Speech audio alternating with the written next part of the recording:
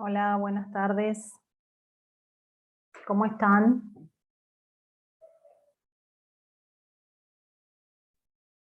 Son poquitos hoy.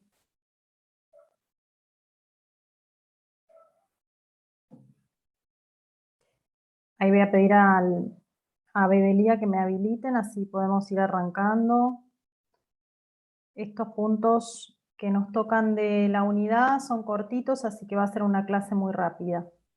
Vamos a hablar de revocación de los testamentos. Así que bueno, ahí ya arrancamos. Hola a todos. Bueno.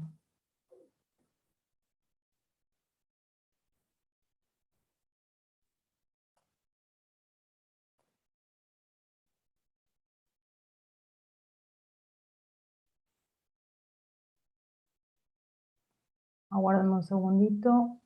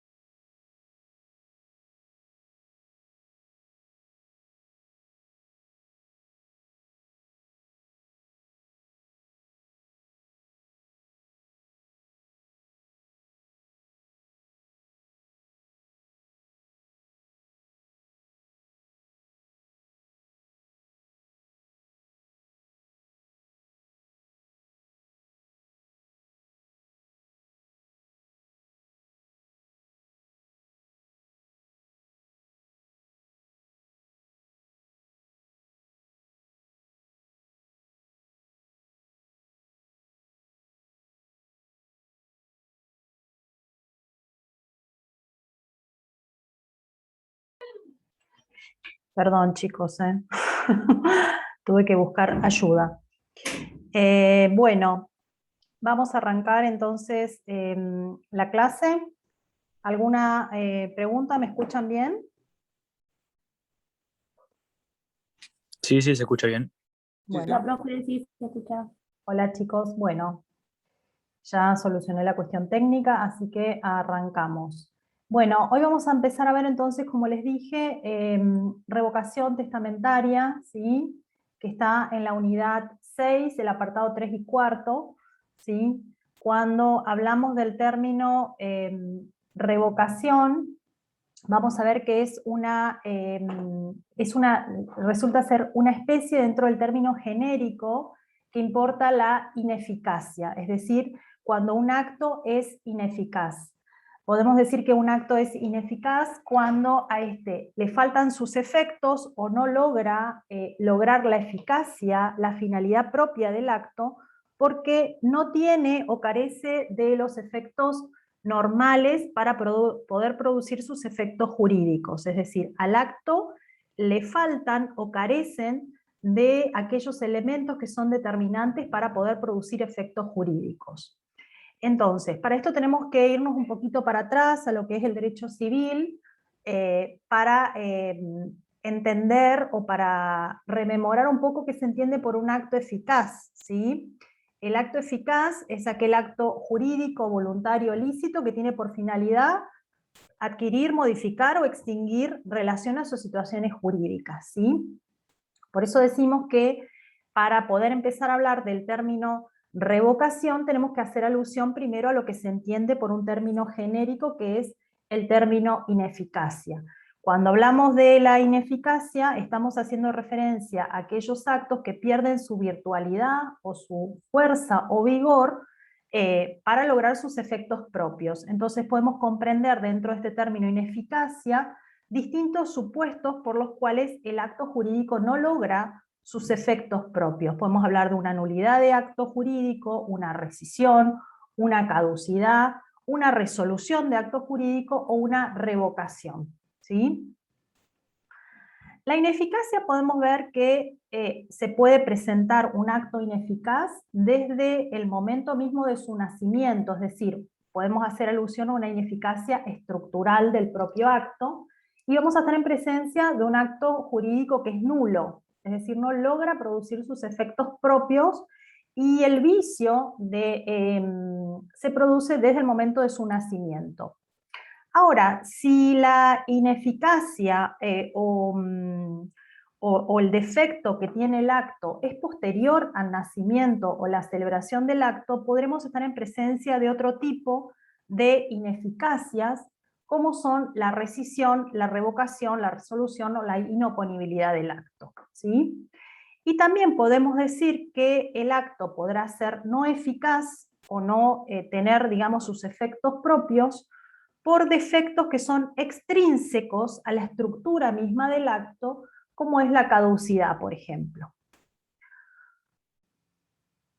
Ahora bien, bajo este título ineficacia, que dijimos que es el concepto genérico y que abarca distintos supuestos por los cuales el acto no logra producir sus efectos jurídicos, dijimos que la nulidad podrá, digamos, estructurarse como un defecto o un vicio que se produce al momento de la celebración del acto, ¿sí? Entonces, acá el defecto, el vicio que tiene el acto es coetáneo o al mismo momento del nacimiento y es estructural a la celebración del acto, ¿sí? En cambio, la revocación, que siempre es por voluntad del testador, en principio, ahora vamos a ver, la revocación se trata también de un acto que priva los efectos propios, puede ser de todo el testamento o de alguna de sus disposiciones testamentarias, ¿sí? Pero el acto en sí puede ser válido desde su nacimiento y cuando se produce una modificación en la voluntad del testador, este acto queda revocado. Y ahora vamos a ver los supuestos en los cuales puede existir una revocación expresa tácita o la llamada revocación presumida por la ley o la revocación impropia, que ahora también vamos a ver, que en general cuando estamos hablando de revocación impropia no depende de la voluntad del testador, ¿sí? Y el otro supuesto que también produce la ineficacia del acto, en este caso del acto testamentario, porque estamos en materia testamentaria, tiene que ver con una causa sobreviniente y ajena a la voluntad del testador, como es el caso de la premorencia, ¿sí? Entonces, vamos a ver que la nulidad es una invalidez del acto y se da por defectos propios estructurales al momento del nacimiento del acto. Bien, cuando nosotros comenzamos a hablar del testamento, que dijimos que el testamento es un acto escrito, es un acto personalísimo, una de las características que tenía el testamento es que es esencialmente revocable, es decir, se faculta al testador la posibilidad de poder modificar su voluntad testamentaria hasta el momento de su muerte, ¿sí?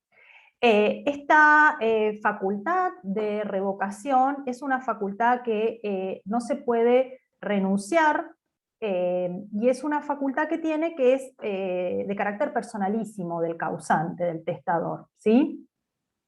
¿Qué importa? La revocación es la facultad que la ley le otorga al autor del testamento, en virtud del cual, a través de un nuevo acto unilateral, retrotrae su voluntad, dejando sin efecto el contenido del acto o la transmisión de algún derecho, ¿sí? Siempre que hablemos de revocación, vamos a estar hablando de una retractación en la voluntad del testador, ¿sí? Y el artículo que regula o que me trae el carácter revocable del testamento es el artículo 25.11 del Código Civil y Comercial, que establece que el testamento es revocable a voluntad del testador y no confiere a los instituidos derecho alguno hasta la apertura de la sucesión. La facultad de revocar el testamento o modificar sus disposiciones es irrenunciable e irrestringible. Estos posibles instituidos en ese testamento que se revocó no tienen derecho alguno a patalear porque ha sido revocado ese testamento, ¿sí? No les confiere derecho alguno, porque hasta el momento de la muerte del testador, éste puede retrotraer su voluntad testamentaria y efectuar un nuevo testamento en la cual pueda desplazar a esos instituidos o esos legatarios que haya beneficiado en el testamento. Los caracteres que tiene la revocación es un acto unilateral, ¿sí? Produce sus efectos hacia el futuro y importa la expresión de voluntad del causante, ¿sí? Mientras que la nulidad va a producir sus efectos retroactivamente a la celebración del acto y en materia sucesoria a la muerte del testador. Y se caracteriza también por ser irrenunciable e irrestringible. La jurisprudencia, cuando habla de digamos, el carácter revocable que tiene el testamento, establece, por ejemplo, en este fallo de la Cámara Civil Sala B, el testador no podría válidamente obligarse a no revocar su testamento durante un término cualquiera, tampoco puede fijarse un límite a la duración del mismo. En tal sentido, la cláusula válido por un año, agregada al final del testamento, carece de eficacia jurídica porque los testamentos son para tener efecto después de la muerte del testador. Es decir, yo no puedo establecer un término por el cual va a valer el testamento, ¿sí? Y tampoco el testador puede obligarse a no revocar su testamento porque esas disposiciones se tendrían como no escritas. Bien, cuando hablamos de revocación vamos a ver que hay dos clases de revocación, ¿sí? La revocación propia y la revocación impropia, ¿sí? La revocación propia vamos a ver que depende exclusivamente de la voluntad del testador, mientras que la revocación impropia se produce por causas ajenas a la voluntad del testador y se da por causas sobrevinientes, por ejemplo, lo que tiene que ver con el incumplimiento de los cargos, ¿sí? Si se hubiese hecho un legado con un cargo y no se cumple, va a quedar revocado ese testamento en su caso. Dentro de lo que es la clasificación esta que vimos en la filmina anterior, cuando hablamos de revocación propia e impropia, vamos a ver que a su vez la revocación propia se clasifica en expresa, tácita y presumida por la ley, ¿sí? Y a su vez esta presumida por la ley se da en tres supuestos, ¿sí? Porque la cosa se hubiese transformado, ¿sí? O se hubiese enajenado. Ay, me molesta este cuadro acá. Aguárdame un segundo que no sé qué toqué.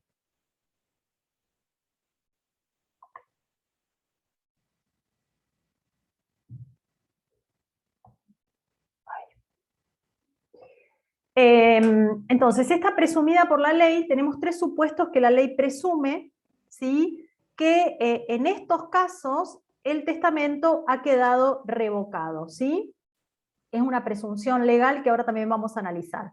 Es cuando el causante, que es el testador, contrae matrimonio en forma posterior al otorgamiento del testamento, cuando el testador ha cancelado o destruido el testamento hológrafo, y cuando la cosa que estuviese incluida en el testamento hubiese sido transmitida o hubiese una transformación o una enajenación de la cosa legada. En ese caso, se carece de ese objeto legado y en cuyo caso la ley presume que ha existido una revocación del legado, una revocación presumida por la ley.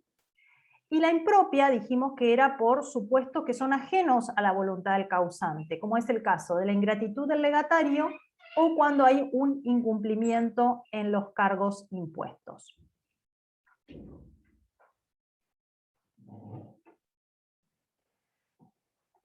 Es importante cuando estamos en presencia de la revocación que, sobre todo cuando es una revocación expresa, que el nuevo acto o el nuevo testamento se ajuste a las formalidades propias del testamento, ¿sí?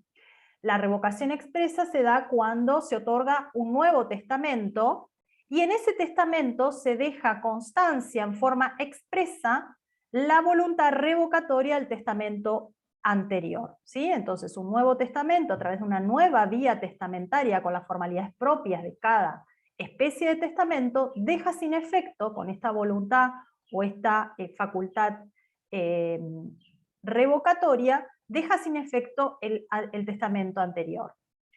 La revocación tácita se da en el supuesto de que a través de un testamento nuevo, todas las disposiciones nuevas que se otorguen sean totalmente incompatibles con el anterior, ¿sí? Puede suceder también que puedan existir algunas disposiciones que son incompatibles con el anterior, pero que deje a salvo ciertas disposiciones del testamento anterior, pero tienen que estar expresamente establecidos, porque si no, si son totalmente incompatibles, queda todo el testamento anterior totalmente revocado. Y en la revocación presumida por la ley, hablamos de los casos de transformación, enajenación y destrucción del testamento, como así también el matrimonio ulterior, ¿sí? Y este último caso, el caso de que el testador hubiere contraído matrimonio ulterior, ulterior quiere decir posterior al otorgamiento del testamento, hace caer ese testamento anterior, salvo que en este nuevo testamento instituya como heredero al cónyuge, perdón, en este Nuevo Testamento no, el testamento que ha otorgado, haya instituido como heredero al cónyuge o que de sus disposiciones resulte la voluntad de mantenerlos aún después de celebrado el matrimonio.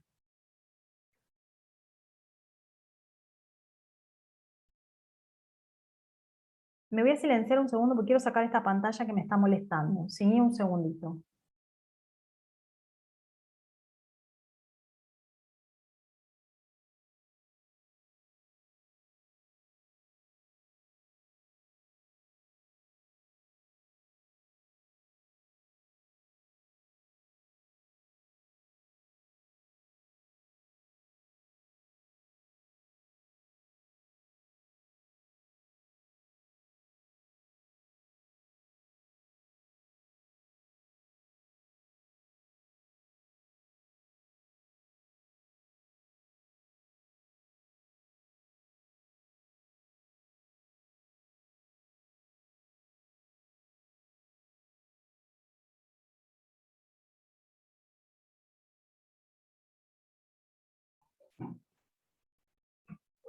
¿Venimos bien hasta acá, chicos? Bien, profe. Bien. Bueno, no, hay una barra que no la puedo sacar. Bueno, seguimos. Entonces, hablamos de la revocación expresa, la revocación tácita y la revocación presumida por la ley. La tácita es la que se encuentra regulada en esta norma del artículo 25.13 que me habla de un testamento posterior, ¿sí? El testamento posterior, la regla principal es que el testamento posterior revoca el anterior, ¿sí? Si no contiene la confirmación expresa de que quiere dejar, digamos, vigentes ciertas disposiciones testamentarias del primer testamento, ¿sí? Excepto que de las disposiciones del segundo, dice, resulte la voluntad del testador de mantenerlas del primero en todo o en parte.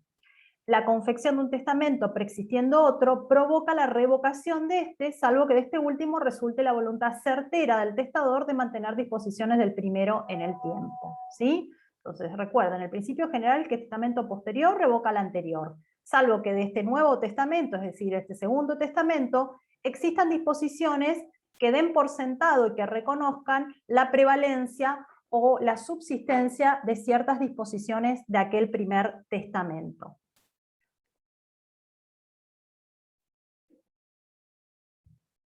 Entonces, para que la revocación expresa tenga lugar, ¿sí?, es preciso que se den estos requisitos formales y sustanciales, es decir, los formales tienen que ver con esta declaración de voluntad expresada en un testamento, que ese testamento sea válido, es decir, esto tiene que ver con los requisitos sustanciales, que no existan nulidades por defecto de forma, ni nulidades por incapacidad del testador. Y en esta revocación expresa, es decir, la que el testador va a manifestar que revoca en forma expresa el primer testamento, tiene que declarar su voluntad de dejar sin efecto totalmente el testamento anterior, sin hacer alusiones a nuevas disposiciones testamentarias, ¿sí? Y acá se va a abrir en forma directa la sucesión intestada. El otro supuesto dentro de lo que es la revocación propia, dijimos, la revocación propia tenemos revocación expresa, tácita y revocación legal o revocación presumida por la ley. ¿Sí? Y después tenemos la revocación impropia, que son las causas de ingratitud o incumplimiento de los cargos. La revocación legal o la presumida por la ley, uno de los supuestos que regula la ley es la revocación por matrimonio, ¿sí? Y esto está fundado en el nacimiento de nuevos vínculos afectivos y nuevos derechos que se crean con la celebración de un matrimonio. Por eso es que la ley presume que al haber contraído el testador matrimonio posterior al otorgamiento del testamento, existe una presunción revocatoria, ¿sí? Salvo la excepción que establece la misma ley también. Entonces, esta norma que nos dice, el matrimonio contraído por el testador revoca el testamento anteriormente otorgado, excepto que en este se instituya heredero al cónyuge o que de sus disposiciones resulte la voluntad de mantenerlas después del matrimonio, ¿sí? Y al contraer matrimonio, que es lo que dice la doctrina, se produce un desplazamiento de afectos y deberes. Por eso es que la ley prevé, como una presunción, la revocación por esta causal. Otro supuesto que también la ley prevé como que hay una presunción revocatoria presumida por la ley, es el supuesto de destrucción, cancelación de un testamento hológrafo. El testamento hológrafo es aquel que se otorga de puño y letra por el testador, firmado y fechado de la mano propia del testador, ¿sí? Es un acto que reviste el carácter de ser un acto privado, se hace, digamos, en el fuero íntimo digamos, de la intimidad del testador, no requiere otra formalidad más que sea de puño y letra del testador, firmado y fechado por la mano del testador. ¿Sí? Esas son las formalidades de este testamento. Por eso es que este testamento, como no está otorgado ante un escribano público, el hecho de que tanto el original como sus distintos ejemplares sean destruidos, sobre todo si han sido destruidos en el domicilio del testador, se entiende y la ley presume que hay una voluntad revocatoria. Y este artículo que nos dice, el testamento hológrafo es revocado por su cancelación o destrucción hecha por el testador o por orden suya, cuando existan varios ejemplares del testamento. Este queda revocado por la cancelación o destrucción de todos los originales, y también cuando ha quedado algún ejemplar sin ser cancelado o destruido por error, dolo o violencia sufridos por el testador. Dice, si el testamento se encontrara total o parcialmente destruido o cancelado en casa del testador, se presume que la destrucción o cancelación es obra suya mientras no se pruebe lo contrario. Las alteraciones casuales o provenientes de un extraño no afectan la eficacia del testamento con tal de que pueda identificarse la voluntad del testador por el testamento mismo. No se admite prueba alguna tendiente a demostrar las disposiciones de un testamento destruido antes de la muerte del testador, aunque la destrucción se haya debido a un caso fortuito. Es decir, acá lo más importante es que, tratándose de un testamento hológrafo, el hecho de encontrar destruido o ya sea el original y todos sus ejemplares en el domicilio del testador provocan una fuerte presunción legal de que ha existido una modificación en la voluntad testamentaria del testador y se presume que ha sido revocado, ¿sí? Este es otro cuadrito que también les traje que tiene que ver con estos supuestos de la revocación presumida por la ley. Dijimos matrimonio ulterior, debe tratarse por supuesto de un matrimonio válido, ¿sí? Que tampoco sea un matrimonio putativo. Cuando hablamos de cancelación o destrucción del testamento, hecha por el testador, importa su revocación. Si son varios ejemplares deben ser destruidos, salvo que sea un ejemplar que se encuentre en manos de un tercero. Es importante o sea, si hay una cancelación parcial del testamento, hay una presunción también muy fuerte, iuris tantum, de que existe una revocación por parte del testador, ¿sí? Y la destrucción por caso fortuito o fuerza mayor también es considerada como voluntad revocatoria. También se consideran como supuestos de revocación presumida por la ley cuando la cosa, objeto del legado, ha sido transferida, modificada o transformada, o digamos, por el causante. Entonces, en este caso también se va a entender que ha existido una voluntad revocatoria presumida, que presume la ley, ha cambiado, digamos, la voluntad testamentaria del causante. Sin embargo, la propia ley también trae excepciones cuando, por ejemplo, la enajenación sea por incapacidad del testador o vicios en el consentimiento, o cuando haya sido una subasta dispuesta judicialmente o por expropiación, aun cuando la cosa vuelva a la propiedad del testador.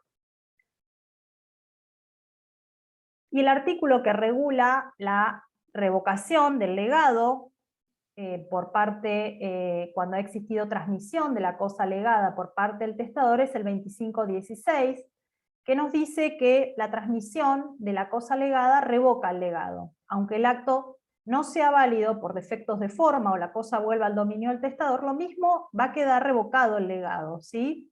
El mismo efecto produce la promesa bilateral de compraventa, aunque el acto sea simulado. La subasta dispuesta judicialmente y la expropiación implican revocación del legado, excepto que la cosa vuelva a ser propiedad del testador. La transformación de la cosa debida al hecho del testador importa también la revocación del legado, como la constitución de gravámenes sobre la cosa legada. Estas últimas no van a revocar el legado.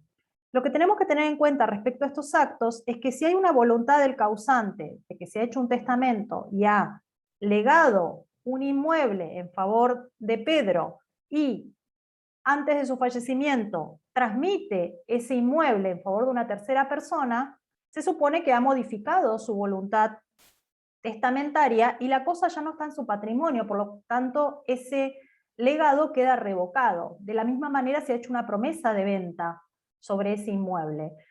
Pero lo que la ley dice es que en el caso de que ese bien se haya tomado a través de una subasta judicial o una expropiación, en principio va a quedar revocado el legado, salvo que la cosa vuelva a la propiedad del testador, porque esto se produjo, digamos, por un tercero, no ha sido voluntad de él la expropiación de la cosa, ¿sí?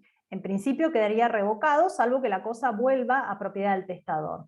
Lo mismo que si transforma la cosa legada, también se entiende que al existir una transformación del objeto legado, la intención del causante o del testador se ha modificado y no es lo mismo no es lo mismo el objeto legado, por lo tanto queda revocado ese legado.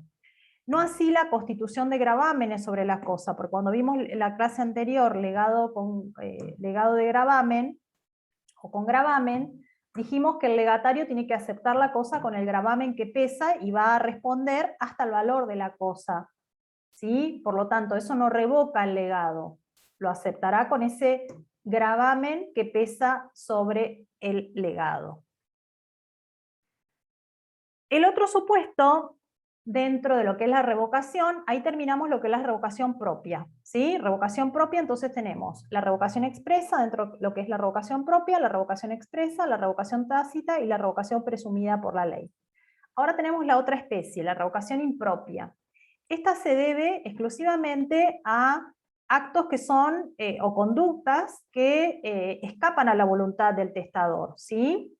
Y acá la ley lo que regula es que los legados podrán ser revocados a instancia de los interesados, es decir, de otros herederos o de otras personas que tengan derechos sobre esos bienes, por ingratitud del legatario que después de haberle entregado en el goce los bienes legados, injuria gravemente la memoria del causante, por ejemplo, o por incumplimiento de los cargos impuestos por el testador si son la causa final de la disposición. En este caso, los herederos quedan obligados al cumplimiento de los cargos. Entonces, en estos dos supuestos de revocación impropia, vamos a ver que la conducta recae en general sobre, en este caso, o el incumplimiento del cargo que se haya impuesto al legatario, ¿sí? O la ingratitud del legatario que una vez después de recibido los bienes, injuria gravemente la memoria del testador. En estos dos supuestos vamos a ver que la revocación de los legados se deben a, digamos, a una causa imputable al legatario, ¿sí? Ya sea la ingratitud o el incumplimiento de los cargos. Y tenemos distintos plazos dentro del cual se pueden ejercer estas acciones tendientes a tener por revocado el legado. Tenemos el plazo de 2 años y la finalidad es dejar sin efecto ese legado, ¿sí? Es decir, que se revoque de manera impropia ese legado. Los legitimados a poder interponer esta acción tendiente a desplazar a los legatarios ingratos o incumplidores de los cargos van a ser aquellos que podrían recibir ese legado de no haber existido la liberalidad del causante. La causa son estas que menciona el código, ¿sí? Aquel que ha sido instituido beneficiario, una vez después de haber recibido el legado, ha injuriado la memoria del causante, o ha sido desagradecido, o no ha cumplido los cargos impuestos. Y la doctrina dice, ¿qué se entiende por ingratitud? ¿Sí? La ingratitud tiene que ver con el ser desagradecido, no ser, lo que se busca es que el legatario no sea un ingrato con la memoria del causante. Al igual que la injuria, tiene que ser un agravio de tal magnitud que pueda generar, digamos, una ofensa, un ataque al honor, dice Barraquero, o un ataque a la dignidad y la reputación del causante, ¿sí? Del fallecido. Y en cuanto al incumplimiento de los cargos, para poder tener por revocado ese legado, ese cargo que se ha impuesto en el legado tiene que haber sido la causa determinante de la liberalidad del testador, ¿sí? De donde su incumplimiento acarrearía la revocación. Por ejemplo, lego el inmueble o el campo ubicado en tal lado con el cargo de que se construya una capilla en memoria del causante o del testador en el plazo de tanto tiempo. Se cumple el plazo y no se cumple el cargo, ¿sí? Digamos, el factor determinante de la liberalidad ha sido que en ese campo, en esa estancia, se construya tal capillita en memoria del causante, porque era seguidor, no sé, de tal santo, de tal virgen, y el legatario no ha cumplido con ese cargo, ¿sí? Es deber de los herederos, en su caso, pese a que después se revoque ese legado, cumplir igualmente el cargo. Y terminamos, chicos. Es muy corta esta unidad, lo que me tocó hoy hablar. No sé si quieren hacer alguna pregunta. No, es bastante claro, profe, como que no hay tantas dudas. Sí, no hay tantas dudas. Después ustedes van a ver caducidad, y van a ver que también hace como una comparación con revocación, y van a ver que la caducidad sí también es por causas que no dependen de la voluntad del causante. ¿Sí? Me parece que mañana la van a ver a ese tema, que es lo que sigue. Pero bueno, no es nada difícil de entender, igual está todo en el código y está también en el libro, y es bastante sencillo, digamos. ¿Sí? Bueno, cortita la clase hoy. A veces tenemos clases largas y a veces cortas. Bueno, si no tienen ninguna pregunta, los dejo y ya les subo la clase. Gracias, Profe, profe. ¿te podemos pedir si sube el cronograma? Que no está de la segunda parte. ¿No está? No, y lo iba a subir, creo que Guillermina, y no lo puedo subir. El otro día habían puesto que ya estaba, pero ahora lo busco, lo escaneo y lo subo. ¿Sí? Gracias. Bueno, chau chicos, hasta luego. Chao, profe, gracias. Chau, hasta luego.